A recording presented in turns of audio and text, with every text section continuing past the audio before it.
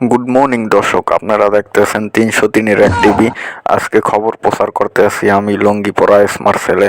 তো আজকের খবরটা হলে বিড়িখোরদের নিয়ে। বিড়ির দাম বাড়ার পর বিড়িখোরদের কি অবস্থা আজকে আপনাদেরকে দেখাবো, আপনারা সাথে থাকুন। আশেপাশে কেউ দেখতেছি না, ওই একটা বাইরে দেখতেছি বিড়ি খায়, এখন তার অবস্থাটা জানবো। ভাই, আপনি কি বিড়ি খান?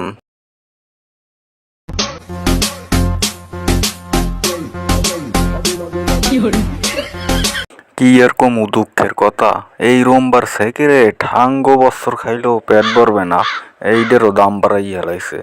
আগে এইটার দাম আনলে 5 টাকা, এখন হয়েছে 8 টাকা, বুঝছেন।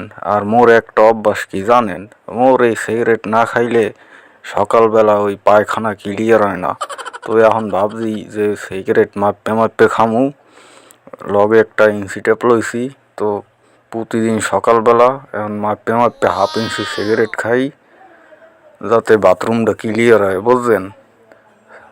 ছাড়তেও পারি না লেওরার সিগারেট, নাইলে পায়খানা ক্লিয়ার হয় না।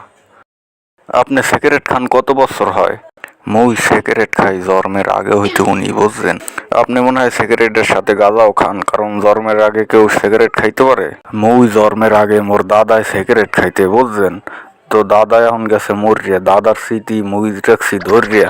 তো ওই লাউ কদু সমানই, ওই জন্মের আগে হইতে উনি হিসাব করলেই হয়। দর্শক, এতক্ষণ শুনলেন বিড়িখোরদের কথা। আবারও দেখা হবে আপডেট ভিডিও নিয়ে 1 বছর পর, ততক্ষণ অপেক্ষা করুন। গুড নাইট সবাইকে।